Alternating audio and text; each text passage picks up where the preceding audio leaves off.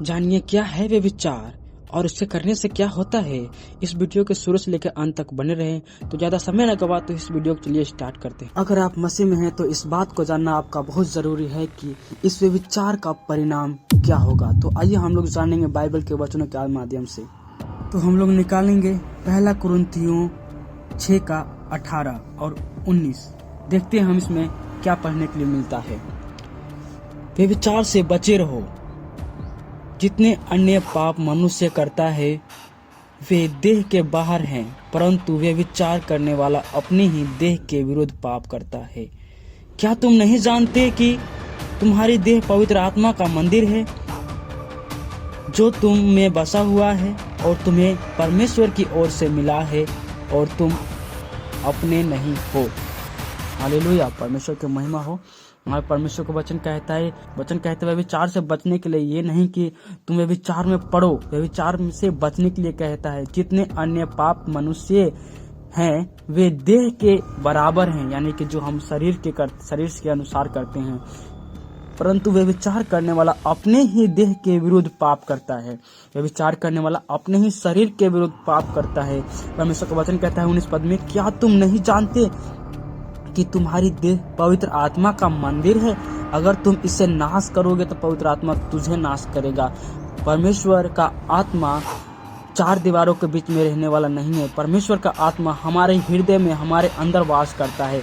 अगर हम अपने शरीर को नाश करते हैं, अपने जीवन में किसी प्रकार के पाप के द्वारा या फिर किसी प्रकार के अन्य विचार के द्वारा, शब्दों के द्वारा या फिर अन्य हम विचार के द्वारा पाप करते हैं, तो परमेश्वर हमारे विरुद्ध खड़ा होता है और परमेश्वर हमको दंड देता है। हालेलुया। आइए हम और आगे वचनों की ओर जाते हैं। आइए हम लोग देखते हैं इस विचार का और क्या परिणाम हो सकता है।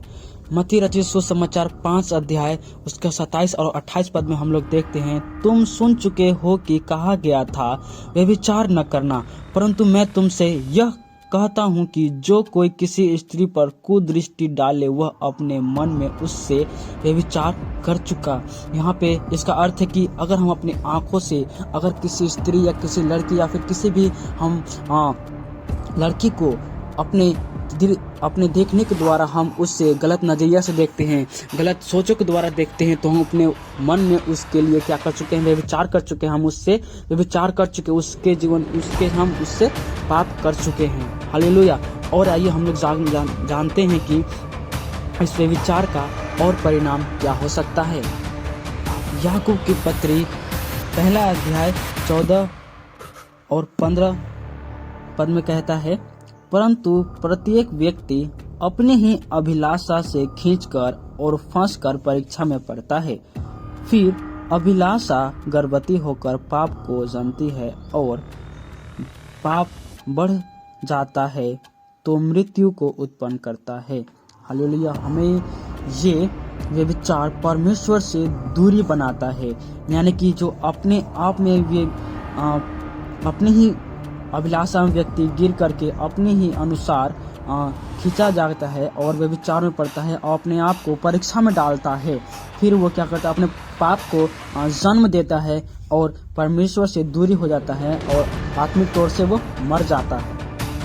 तो आइए हम जानेंगे इस विचार से और क्या परिणाम हो सकते हैं। इब्रानियों 13:4 पद में कहता है, विवाह सब में आदर की बात समझी जाए और विवाह बिछोना निष्कलंक रहे, क्योंकि परमेश्वर व्यभिचारियों और परस्त्रीगामियों का न्याय करेगा। परमेश्वर अगर हम ऐसा करते हैं तो परमेश्वर अंत के समय में क्या करेगा, हम लोगों को जो वे विचार कर रहे हैं, परमेश्वर के विरोध में हम जा रहे हैं, सबका न्याय करेगा। परमेश्वर हमसे सवाल पूछेगा, परमेश्वर इस सब के बारे में हमसे पूछेगा कि तुमने ऐसा क्यों किया। परमेश्वर न्याय करेगा, परमेश्वर हर एक व्यक्ति का न्याय करेगा जो परमेश्वर के विरोध में कार्य कर रहे हैं। हम लोग यूसुफ के बारे में देखते हैं। उत्पत्ति 39 अध्याय उसका 11 पद में है, एक दिन क्या हुआ कि यूसुफ अपना काम काज करने के लिए घर में गया और घर के सेवकों में से कोई भी घर के अंदर न था।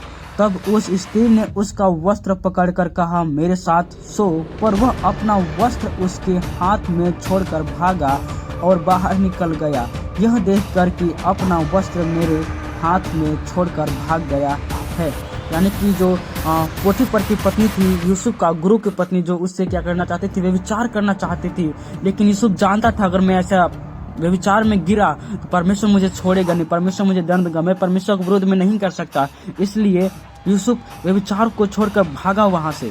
सिमसोन ने भी व्यभिचार किया, लेकिन उसका बहुत बुरा परिणाम हुआ। आइए हम लोग देखते हैं इसके बारे में। सिमसोन की पूरा जीवन कुंडली मिल जाएगा आपको न्यायों 13 से लेकर 16 अध्याय तक। आइए हम लोग सिमसोन के बारे में देखते हैं। सिमसोन एक शक्तिशाली और परमेश्वर द्वारा चुना गया व्यक्ति था, लेकिन उसने अपनी शक्ति और स्थिति का दुरुपयोग किया और व्यभिचार में पड़ गया। उसने एक फिलिस्तीनी महिला दलीला से प्रेम किया और उसके साथ व्यभिचार किया। दलीला ने सिमसोन को धोखा दिया और उसकी शक्ति का रहस्य पता कर लिया। उसने फिलिस्तीनियों को बताया कि सिमसोन की शक्ति उसके लंबे बालों में से है और उन्होंने उसके बाल काट दिए। उसके बाद सिमसोन की शक्ति चली गई, वह फिलिस्तीनियों के हाथ में पकड़ा गया। सिमसोन की कहानी हमें यह सिखाती है कि व्यभिचार अशुद्धता हमें कमजोर बना सकते हैं और हमारी शक्ति और स्थिति को नष्ट कर सकते हैं। यह हमें यह भी सिखाते हैं कि परमेश्वर के चुने हुए लोगों भी व्यभिचार में पड़ सकते हैं और उसके परिणाम स्वरूप उन्हें नुकसान भी हो सकता है। हम लोग जानते हैं कि इस व्यभिचार के कारण पड़ने से बहुत लोग नुकसान हुए हैं और बहुत लोग व्यभिचार में पड़ने के कारण परमेश्वर से दूरी बनाते जा रहे हैं।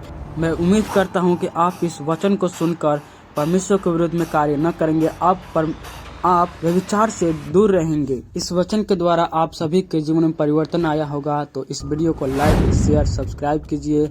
मिलते हैं अगला वीडियो में, तब तक के लिए आप सभी को जय मसीह की।